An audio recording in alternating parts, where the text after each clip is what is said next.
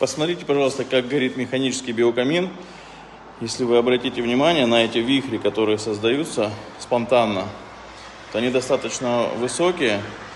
И я это называю неконтролируемым пламенем, когда любой сквозняк, любой поток воздуха может сделать пламя длиной 50-60 сантиметров.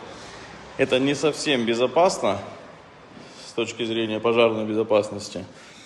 И, наверное, не совсем красиво, не так красиво, как горит автоматический биокамин. Потому что все-таки у автоматического биокамина ровная линия пламени, равномерная по всей длине. Она контролируется, ее можно регулировать выше, ниже. Вот. Все-таки механический биокамин, он больше похож на костер в лесу.